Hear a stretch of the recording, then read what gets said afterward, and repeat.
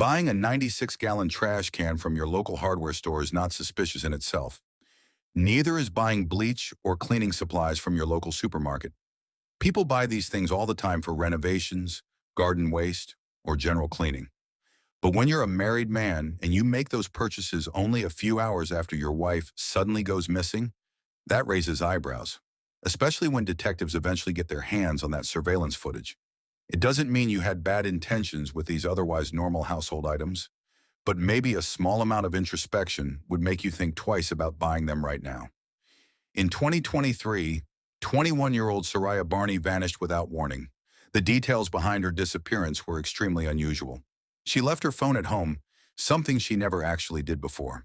The path where she vanished was only a 1-mile walk between her home and the restaurant where she worked.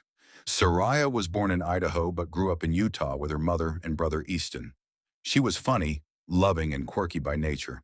She had big dreams of becoming an anesthesiologist in the Army. She joined the National Guard and moved to Alaska to be with her husband, Zarius. Sariah met Zarius in basic training and married him 1 year later in December 2022. They lived in a small apartment on Mockingbird Drive in Anchorage. Zarius originally came from Elizabethtown, Kentucky, and had a broken childhood before being adopted at age 5. The military gave him discipline and stability. Sariah worked at the Alaska Army National Guard and also part-time at a local restaurant called the Bread and Brew. She was committed to her job and showed no signs of mental health struggles.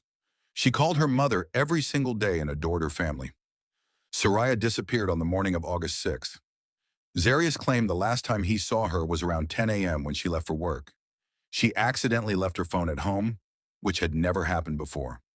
It wasn't until the following night, August 7th, that anyone reported her missing, and it wasn't Zarius who called. It was her best friend Marie. Zarius waited 30 hours before telling anyone. He went to work the next morning, despite not knowing where his wife was. He claimed he didn't want to waste police time with a misunderstanding. Police interviewed Zarius and found his story didn't add up. Sariah's co-workers said she texted them at 10:45 a.m., calling in sick. That was 45 minutes after Zarius claimed she left. When officers searched the apartment, they noticed new bed sheets on the kitchen counter. The bed had no sheets on it. Zarius refused to let officers look under the bed, claiming there were embarrassing items there. Officers had no choice but to accept his answer, but they didn't believe him. They returned with a search warrant the very next day.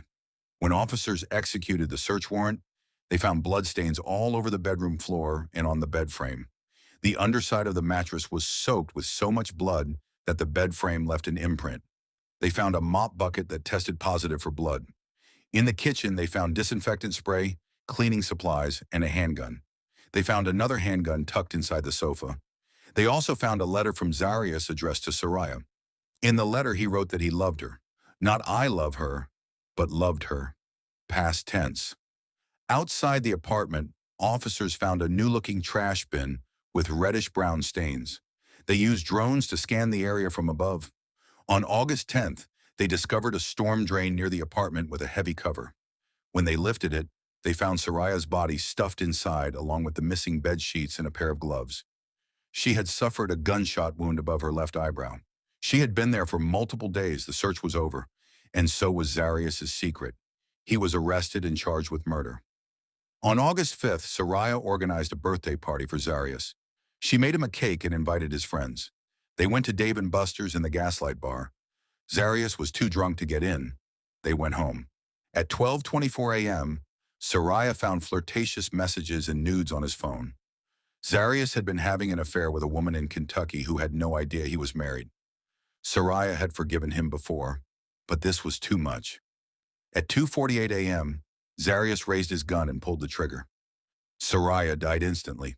After shooting his wife, Zarius went to sleep next to her body. In the morning, he used her phone to text her boss and say she was sick. He messaged Marie to say she couldn't meet for lunch. He made multiple trips to Fred Meyer and Lowe's. He bought bed sheets, cleaning supplies, hydrogen peroxide, Q-tips, and a 96-gallon trash can. He also bought marinara sauce, likely to mask bloodstains. He dumped Sariah's body in a storm drain. He called his father and said he had a little too much fun last night. The medical examiner ruled Sariah's death a homicide. The gunshot was fired from at least 2 feet away, making suicide impossible. The defense claimed Zarius was too drunk to remember.